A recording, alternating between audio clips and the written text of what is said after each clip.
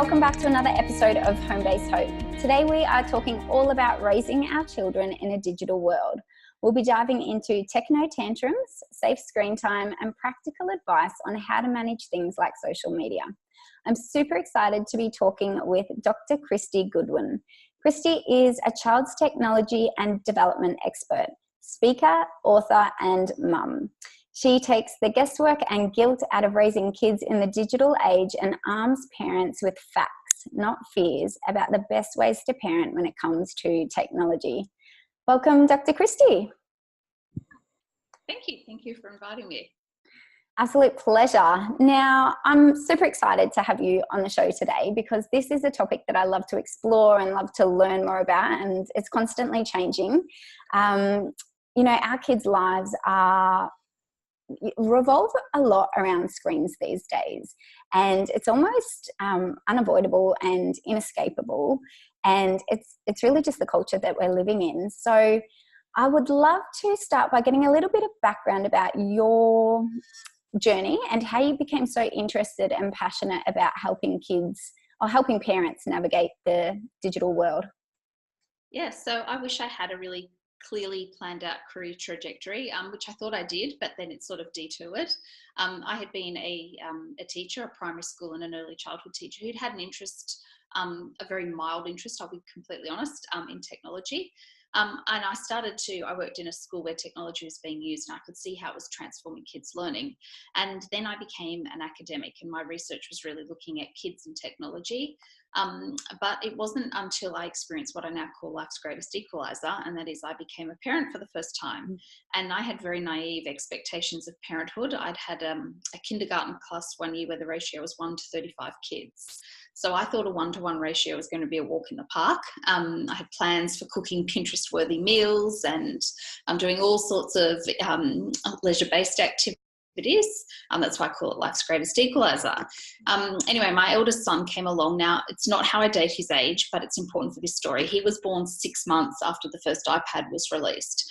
And we'd been along for the 6-month developmental check with the paediatrician, got the all clear, but I was the A-type first-time mum and worried that the paediatrician may have overlooked something. So I took my son back to our local healthcare clinic nurse just to repeat the 6-month check. Now, I completely forgot my second son's 6-month developmental check. I even forgot his 12-month check, but I did it twice with the first one. And I sat down with the local healthcare clinic nurse and she asked all the regular developmental questions. Was he babbling? Was he having tummy time? Had he started solids, etc.? And then she turned and asked me what screen time he was using. And I thought this was a very strange question for a health professional to be asking. And I said, well, nothing. And I thought she might know what I did for work being a researcher in this field. And I said, well, nothing. He's 6 months of age. And she leaned a little closer and she probed again. She said, no, tell me, what screen time is he having? And I said, well, nothing. And she proceeded to wag her finger and do the skippy sound, and she went on to tell me that my son would fall behind if he wasn't learning nursery rhymes, colours and shapes on the iPad at 6 months of age. And she also suggested that he should be watching Baby Einstein DVDs. So I was absolutely horrified. I couldn't believe that this, grossly incorrect information was being handed out. I actually thought it was one of those candid camera moments, where people are watching how you react. But it wasn't. So I went home and my baby had one of those very non-traditional 4-hour naps. And in the space of that 4 hours, I did 2 things. Number one, I started a social media campaign because I was so outraged by what this health professional was telling me.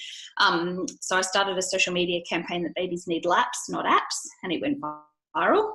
And then at the same time, I thought, I'm going to write a book about this. So in this 4-hour nap, I did not complete the whole book by any stretch, but I started a book because I realized at that moment what conflicting and confusing advice parents were being given about screens. On one hand, we were told, avoid them, ban them, don't use them, they're harmful for your child. And then on the other hand, we had an allied health professional telling me that my 6-month-old should be dumped in the digital stream. So I became really quite passionate about providing parents with research-based information. There's a lot of myths and misinformation out there, and I really believe I'm a huge self-confessed nerd and love the science and research. So I love acting as a bit of a conduit between the research and science, but then translating that into what parents, teachers, and now also health professionals need to know about navigating the digital world, and even more recently, working with businesses and corporations, because all of us are affected by technology, not just our kids as we thought initially. Absolutely. And you're so right. You can go to one health professional and you'll get the totally ban it, that's not good. They need to be out in nature, nature play, nature play, nature play. And then you'll go to another one and yes, I mean, technology at 6 months, that I haven't quite come across that. But yeah, it's a bit of a wake up call, isn't it? And for parents who don't have that knowledge and that background knowledge that you have, that's where it starts to become concerning. And I think for most parents, I often say in parent seminars, the reason that we're struggling as parents, I think there's two reasons. Number one is that this is the first time in history where a generation of kids know more about a topic than what their parents do. So the parent-child dynamic has shifted. The other thing is that as parents, we've got no frame of reference. Unlike every other issue or conundrum we face, we can't think back to how our parents dealt with the same issues, because for most of us, we had predominantly analog childhoods. We spent our childhood staring at the sky, not at a screen. We spent time with people, not with pixels. So we've got no conceptual understanding about what childhood looks like in this digital space. And so a lot of us are making decisions on the fly. A lot of us are sort of looking around confused at what other parents are doing, which I think can be problematic in and of itself. So yeah, that lack of, a frame of reference is what's making it really hard for us as well. So what are some of the challenges that you're seeing parents face when it comes to technology? Look, parents really worry about some broad generic issues. The most common thing I'm asked is how much screen time is healthy. And whilst we do have government guidelines and there are recommendations, it's actually impossible to prescribe, a healthy universal amount of screen time simply based on a child's chronological age. Apart from, the amount of time, the next concern for many parents is perhaps concerning their child's safety. And again, depending on the age of the child, this can range from anything from, cyberbullying, so cyber safety in terms of their peers being unkind to their children or teenagers. This can be a cyber safety in terms of online predators, and this is a concern that needs to be on parents' radar from a very young age now. And then cyber safety concerns in terms of what kids can access online. One of the biggest threats I actually believe at the moment, and I've done a bit of work in this space lately, is pornography and the exposure to pornography at increasingly younger and younger ages. It's having, I'm doing some work trying to champion the government into recognising that this is actually a serious health crisis that we're facing in the country. And not something we can ignore. So there are risks. Then there are also concerns about how technology is shaping and changing childhood and adolescence. Again, childhood and adolescence today looks very different to ours. So our natural tendency is to panic and think that it must be, eroding their well-being. So there's some of the more generic concerns, I guess, that face most parents. And then slowly I'm seeing an increase in parents starting to recognise how it's impacting their child's health and well-being. But that's only in recent times, I think, again, because parents are realising how much time their kids are dedicating to screens, and they're starting to see some of the adverse consequences of them having too much time plugged in. And you also talk a lot about techno tantrums. So, and particularly for kids on the spectrum too, taking away that PlayStation or the iPad or whatever it is that they're connected to, and switching it off so they can jump in the car and go to school, so that transition period can really create those explosions of big emotions. Can you talk to us a bit about what a techno tantrum is and how parents can go about dissolving it? Sure. So basically, the term techno tantrum I used is a colloquial term to basically describe when our otherwise fairly well-adjusted child emotionally combusts when we try and digitally disconnect them. And it happens for children, who are and aren't on the spectrum. And the thing I say to parents is that it is actually a typical neurobiological response, regardless of whether your child has additional needs as well. And what we know is that technology causes physiological changes in the body. It causes neurobiological changes in the brain and the body as well, and it preys on our basic psychological needs. So it basically is this, for want of a better word, more like the tantrum we expected most typical children to outgrow by, sort of 3 if we were lucky. But it persists. You know, I've seen 18-year-old children or 18-year-old adolescents throwing techno tantrums. So it's basically this inability to switch off, and some of the psychological and physical responses that occur as a result of that. The other part of your question, in terms of how do we dissolve it, there's some practical strategies. And again, these are based on the neuroscience and research.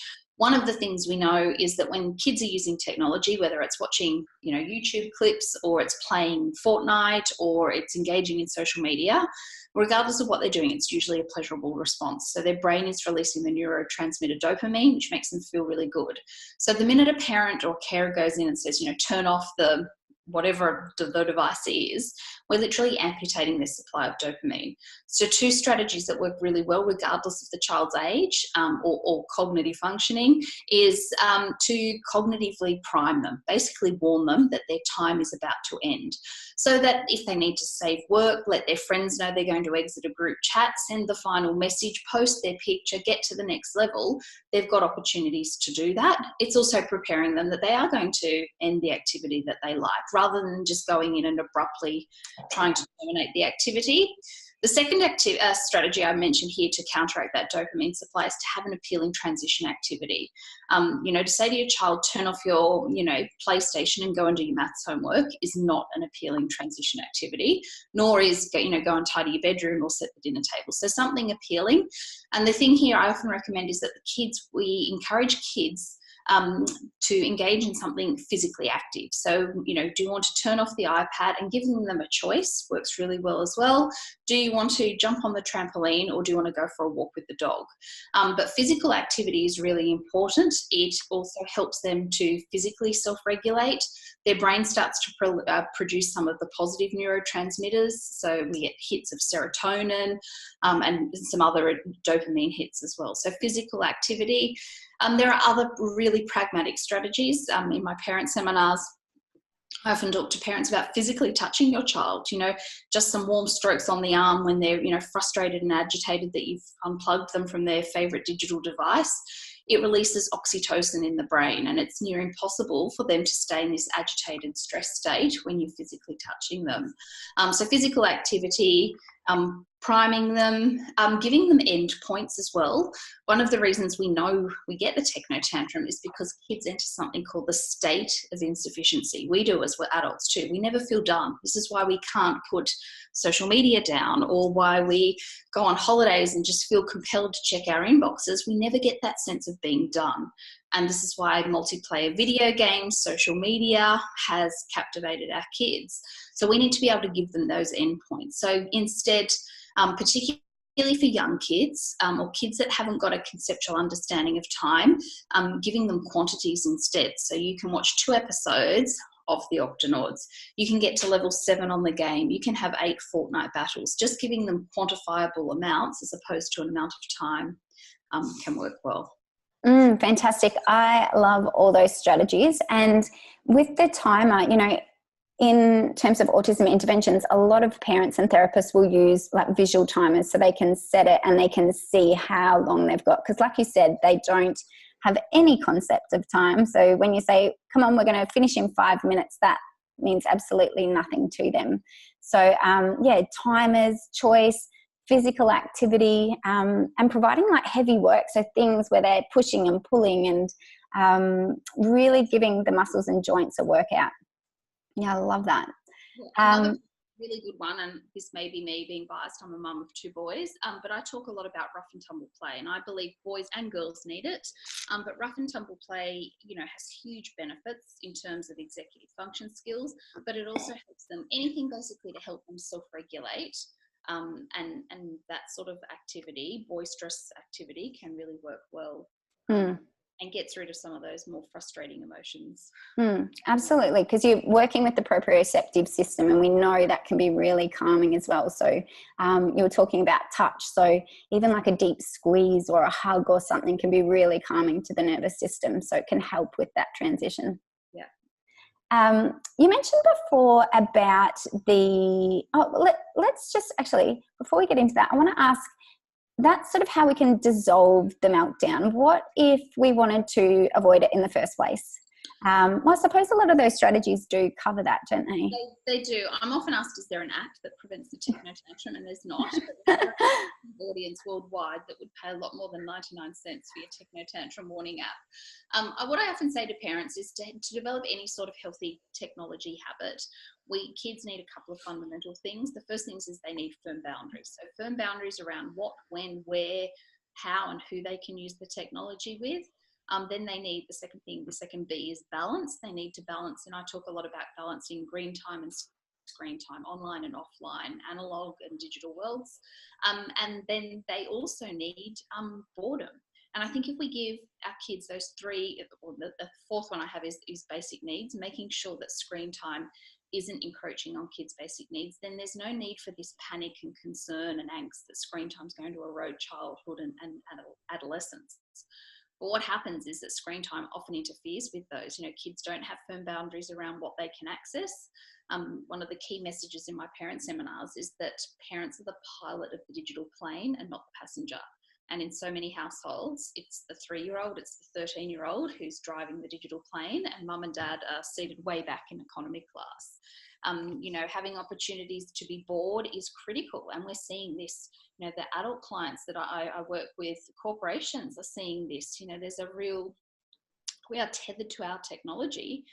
There's an absence for the prefrontal cortex, the part of the brain that literally was never designed to be switched on all the time, to turn off and daydream. So those fundamental skills, I think if we get those in place, then we're much more likely to have the techno tantrum. The big thing with boundaries, though, is not just in establishing them, it's actually enforcing them and being consistent with those boundaries. And will reduce. Nothing will prevent. I've seen adults throwing techno tantrums. So I know. Well, like you said, these days we can't go to a coffee shop and just be mindful and wait for our friend. We'll get on social media or do something just to fill in that time. So, we've almost got to practice what we preach. We do, and that's really, really vital. And it's one thing I say to parents.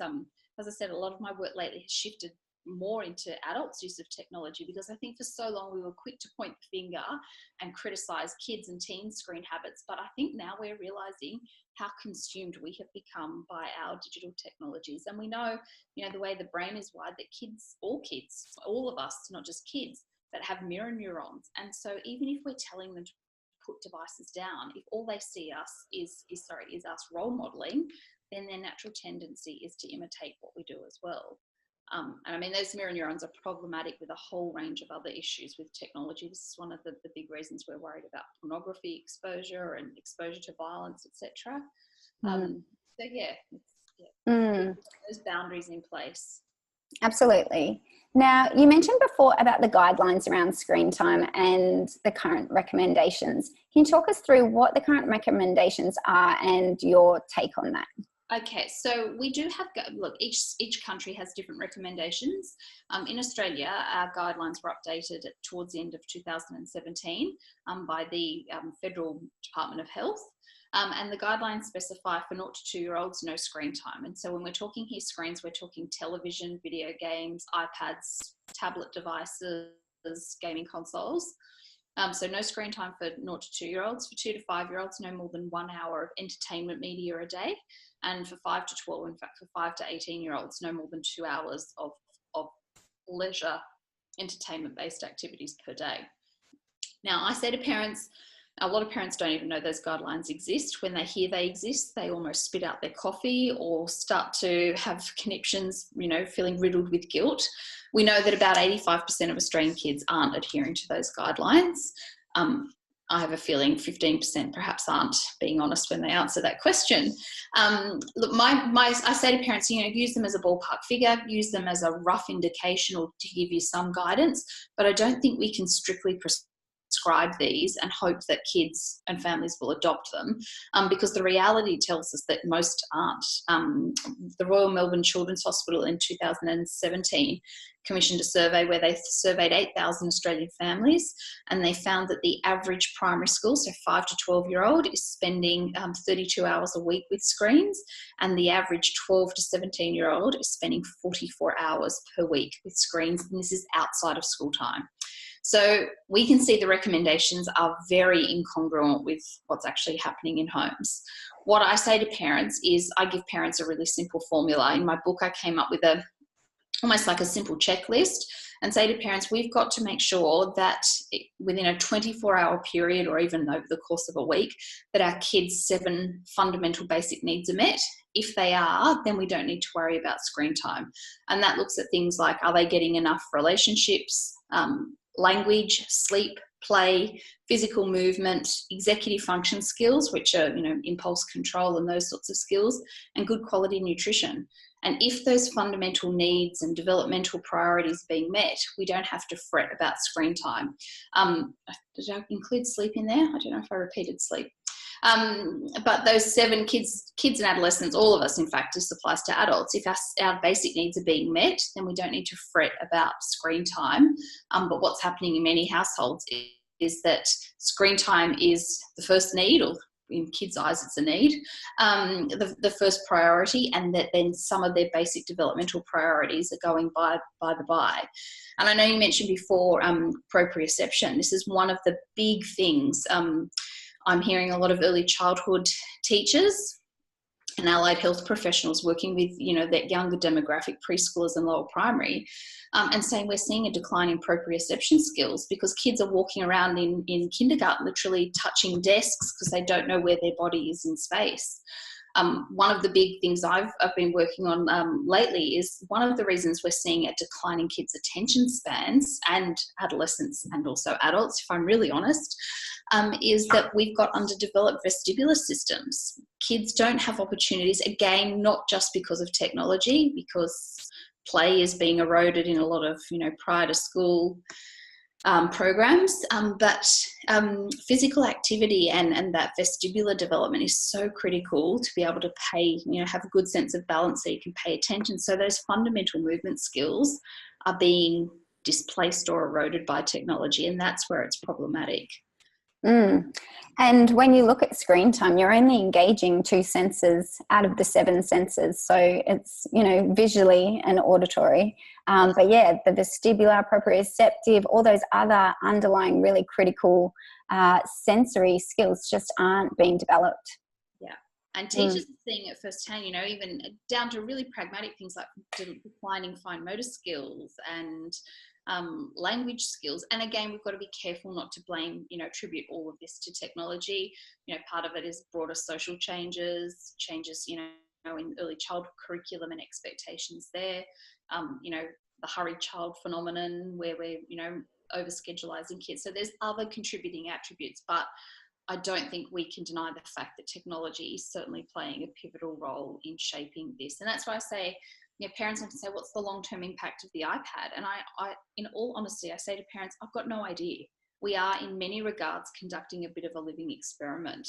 The iPad only turned 8 earlier this year. We don't have longitudinal data.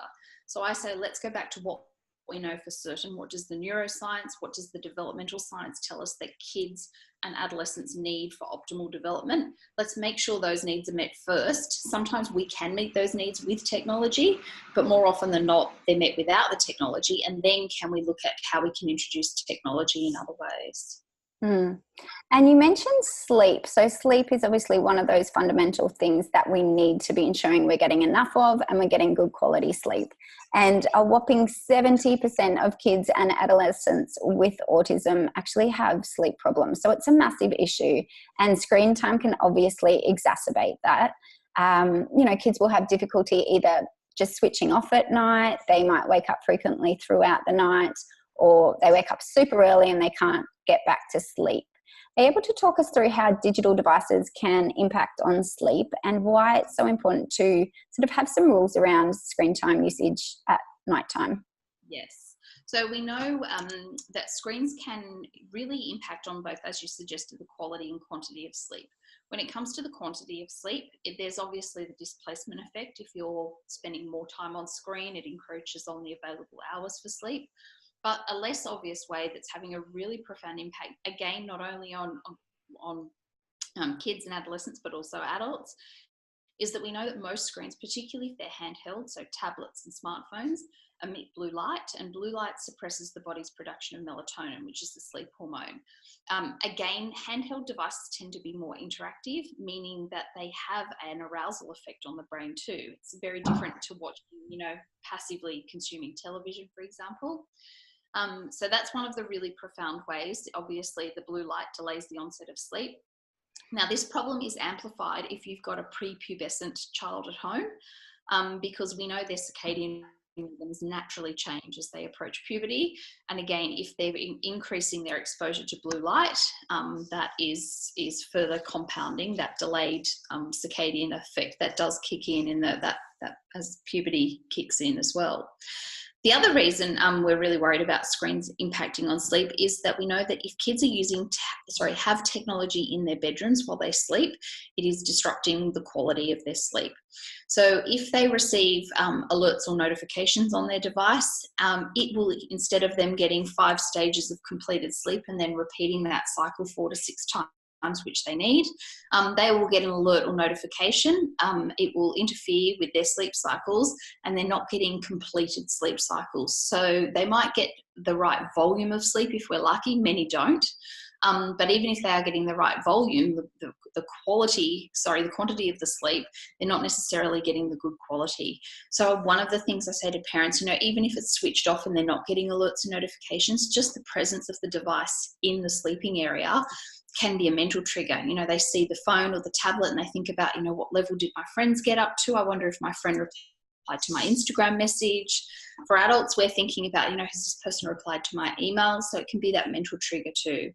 So definitely having a curfew. Now, ideally, the research says 90 minutes before kids go to sleep.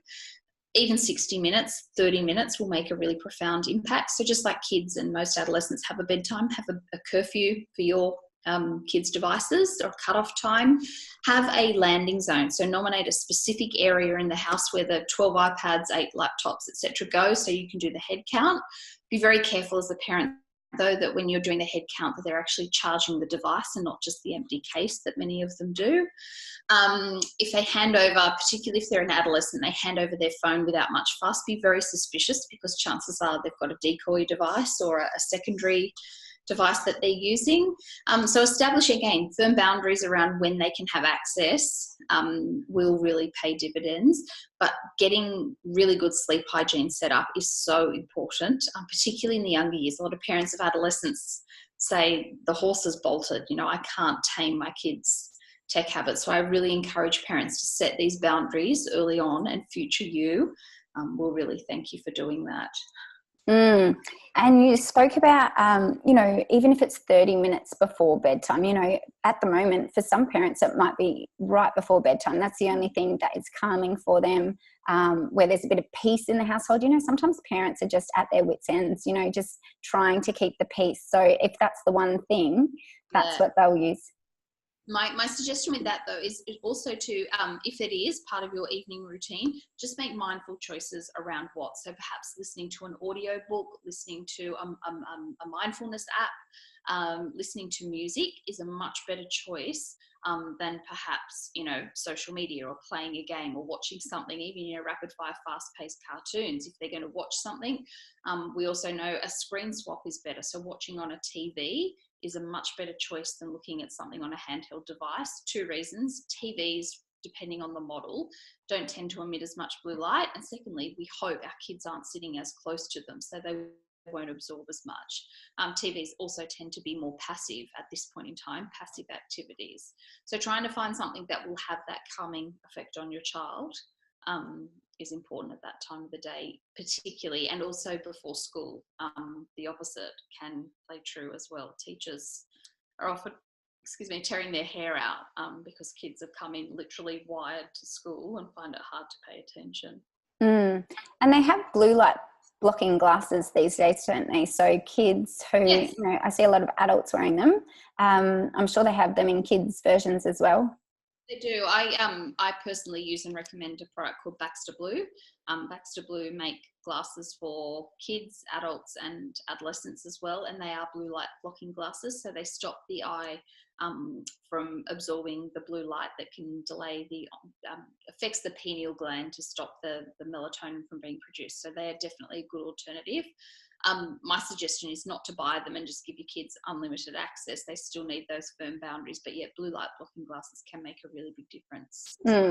Yeah, and that could be something that they could use in that transition to slowly increasing that amount of time between screen time and bed. And it's just about increments. If they're currently, going from screen time straight to bed, maybe it's just 2 minutes the next night, and then 3 minutes, and then 4 minutes, and gradually increasing till you get to that half an hour or 60 minutes. And just doing it really in small steps, because there's no way if their child is going straight from screen time to bed and they listen to this podcast and they're like, oh, recommendations say 90 minutes, that, Small incremental steps. Going cold turkey won't work. I mean, you as a parent will tear your hair out. But what I often say to parents is, rather than making drastic changes, crowd out the undesirable behaviour with something else. So rather than saying, well, we're not going to have any phones for 90 minutes before we go to sleep, just gradually introduce a new part of your evening routine, so that 90 minutes just, over time reduces naturally, because there's an outdoor activity displacing that. I love that. Okay, let's head over to social media, because this is an area that's just continuing to grow. What are your tips for introducing social media to kids? And can you just give us a bit of background on, your tips and what parents are finding with their kids? Because my kids are young, but, for parents who have kids, at that 13, 14-year-old age, or even younger, they're starting to really want technology and the social media really young. So tell us all about it. I'm going to say, the research is telling us that about 79% of 10 to 12-year-olds in Australia now have a social media account, whether their parents know about it or not. I would validate this. I do lots of work in schools, and teachers are telling me it is not uncommon for Year 3 students to have social media profiles. So it is an increasing problem.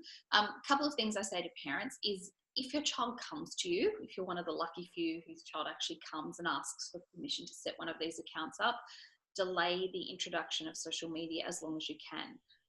Most social media platforms, Facebook, Instagram, Snapchat, their legal age is 13 years of age. So say to parents, use that as your backing. Say it is against the law for you to have an account. It's a really hard moral standpoint to come back from. If you say to your child, look, we'll break the law for this, but for everything else, we'll uphold legal boundaries. So delay it as long as possible. And even 13, I think, it's not the age when we know that all kids or most kids are emotionally able to cope with the demands of social media. It's based on COPRA, which is a US legislation as to when it's legal to collect data about kids. 13 is the age. That's the only reason we have that 13-year recommendation. It's not based on, social and emotional development. So I say to most parents, delay it as long as you can. When you do decide to introduce it, make sure, just like you wouldn't throw your child in a swimming pool and expect them to know how to swim, don't dunk them in social media and expect that they'll know how to behave appropriately. The part of the brain, their prefrontal cortex, that manages their impulses and other important skills like working memory, isn't developed until their 20s. So they are impulsive. So they will post stupid things. If I can be really direct, they will post inappropriate photos. They will write comments that they later regret, because they don't have that impulse control center of their brain fully developed. We also know that this is a lot more likely to happen, and this is why we know, for example, social media, cyberbullying, is a lot more prevalent at night. That prefrontal cortex, that part of the brain, that limited part that's working for our kids and teens, switches off at night, and the amygdala, the limbic system, the emotional part of the brain kicks in. So this is why for most adults, we tend to have more arguments with our spouse at night than any time of the day. And next time your partner's picking a fight with you, you just need to say, my prefrontal cortex is off, my amygdala is on. And it's a good reminder. This is why our kids are victims of most cyberbullying at night, why they post silly things at night. When I run seminars for adolescents and parents of adolescents, I often say to them 2 things with social media. Number 1, keep the rules really simple, keep it clean, keep it clothed. And number two, and I say this with all respect, I married an ex-footballer. Like footballers, nothing good happens after midnight. So do not be on the devices late at night. But again, just like we wouldn't give kids, entry into a pool without some level of training, we've got to help them. And as that pilot of the plane, we need to be teaching them how to use it respectfully and responsibly. And that means we need to be vigilant. It doesn't necessarily mean liking, commenting and sharing your child's or teenager's posts, but it means being vigilant. But the big thing I say to parents now, many parents, particularly if they've got younger children, many parents naively think that Instagram is a safer platform than perhaps Facebook or Snapchat, and it's not.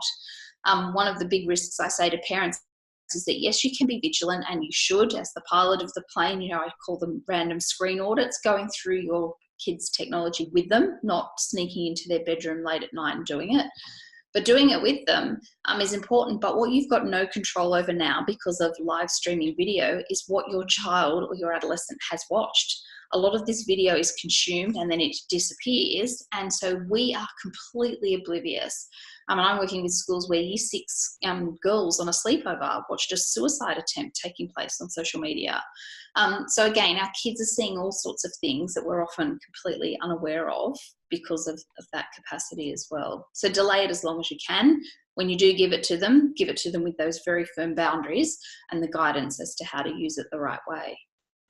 It's really scary, isn't it? And when you said about, things that go live and you can't sort of get it back, it's gone, it's vanished, you really don't know what kids are watching and what they have access to.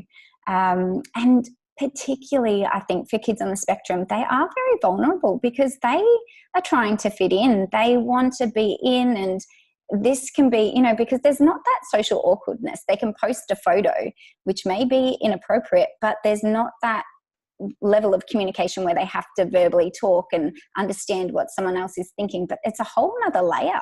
Yeah, absolutely. And any child with additional needs is particularly more vulnerable because that, and this is why we know in general cyberbullying is such a big issue, because you don't get that immediate response. If you said something nasty to someone or you physically hurt someone, there would be an immediate tangible evidence of what you've done. But when you are entering keystrokes on a keyboard or tapping on a smartphone, there's no immediacy, there's no direct correlation between what you're doing. And it can often be done in a way that makes the perpetrator feel really good. So it's a vicious cycle in terms of that perpetuating. But yeah, really important, I think, that we help. And another thing I say to parents is installing internet filtering software. If you do have a child who's on the spectrum that does need additional guidance or restrictions, the one I use and personally recommend is the Family Zone, and there's lots of other tools out there, but the Family Zone allows you to set up restrictions, allows you to set up parental controls on every internet enabled device, so smart TVs, gaming consoles, laptops, smartphones, so that you can restrict what apps your child can download. So when your 9-year-old son is trying to download Instagram and you've prohibited it, it will disable that on his or prevent him from actually installing it. So that is really important. And I say to parents, I believe all parents must install internet filtering software. The only problem is that it doesn't mean your child won't see inappropriate content on somebody else's device, or when they go to a friend's house for a play date, when they're on the bus. So I say to parents, yes, install the software, but you've also got to be the pilot of the plane as well. And that's the thing, you can only do what's within your control. They are going to be exposed to so many things outside in the big world.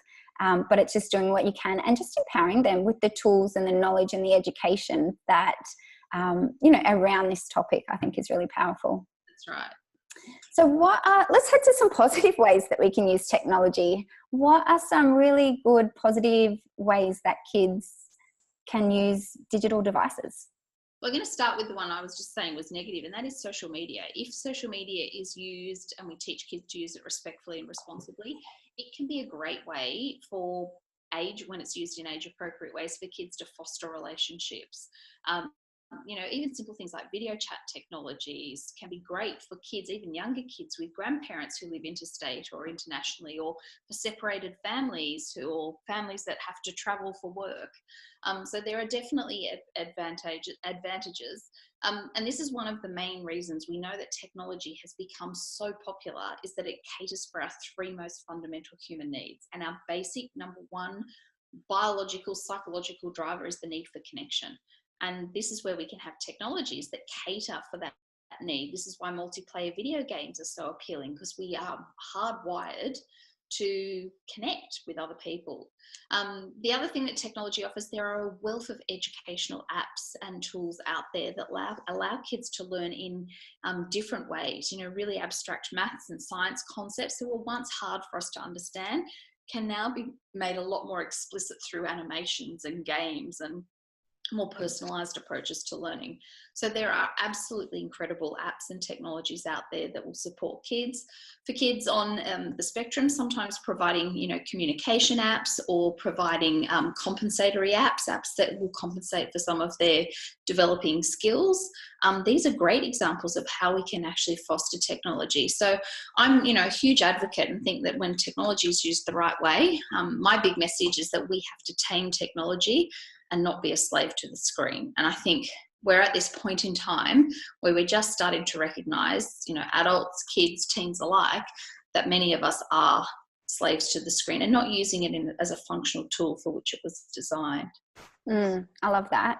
And yeah, that's it. I mean, technology is wonderful. We wouldn't be able to have this conversation right now and be filming it if it wasn't for technology. So there's so many wonderful things that it can provide us. I think it's just being more conscious in how we're using it, I think, is the most important thing. Totally. All right, let's head over to the 5 rapid fire questions and start to wrap things up. So number 1 is, what is one habit that our listeners can implement today? This is one for us as adults, and I think it's good in terms of us role modeling, turning off alerts and notifications. It makes such a profound impact to our well-being. It impacts our capacity to interact and be present with our kids. It's no accident that the unread icon on your inbox is red. Red triggers, adrenaline. It triggers an emergency response. It's associated with danger or blood, or so these design, and it's really important. Technology has been designed to prey on our vulnerabilities. So I think turning that off will make a really profound impact for us, and enable us to be a little bit more present and connected with our kids. Love it. Number 2, what do people never ask you that you wish they did?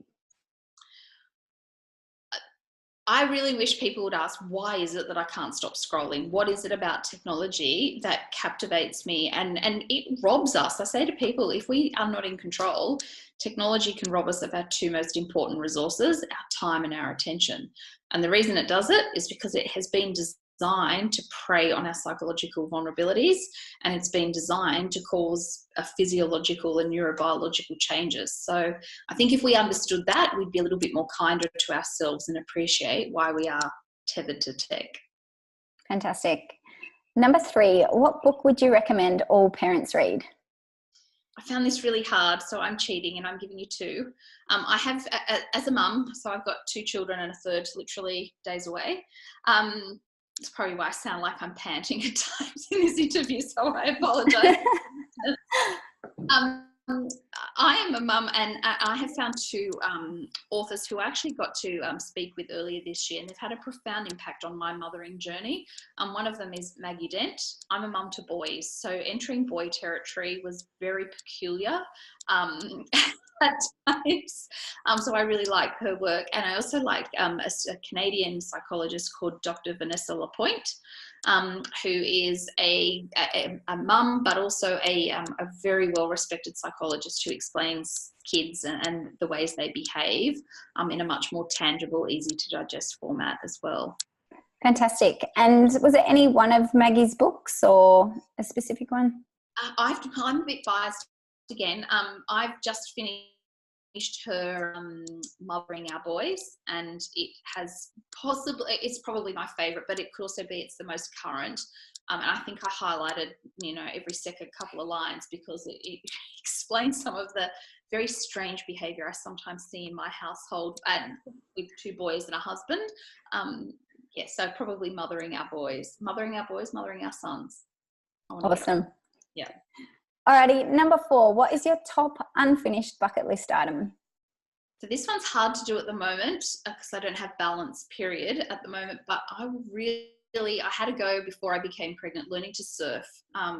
So I had to go a couple of years ago, gave it up because I had another baby, but that's a really important thing because it's something really bold that I want to be able to do and requires a lot of practice. Yeah, awesome. Oh, that's something on my list as well. So we'll have to go out together. Be a sight. Number 5, last one. And if you could only offer one piece of advice to parents, what would it be? I mentioned it before, but it's important to say it again. We have to tame our technology so we're not a slave to the screen. And I think if we can do that, our kids will emulate that. I think we're at this really important juncture in time where we're really recognizing that we have become obsessed, some people would say, with technology. I think we're at this, important opportunity for us to change those behaviors. So being in control and not the other way around where the technology controls us is really critical because it's not going away. Absolutely right. No, not at all. It's only continuing to grow. So how can our listeners find out more about you and your work? Is it your website the best place to find you? Yes, so my digital website is don't even need www anymore, is drkristygoodwin.com, and it's just DR at the beginning. And I've got a wealth of resources there for parents to try and navigate the digital world without the guilt, the grief, and the guesswork. Fantastic. Do you have social media? I do, yes. Rather ironic if I didn't. I do is not just to justify to my husband why I am on Facebook and Instagram, but it is to provide. I know that's where parents are often gravitating. So just to provide bite-sized, digestible tips and tricks and bits of information to parents. So I have a Facebook page. It's Dr. Kristy Goodwin, and I'm also on Instagram as Dr. Kristy as well. So I'd love to see you there. Fantastic. Thank you so much, Dr. Kristy.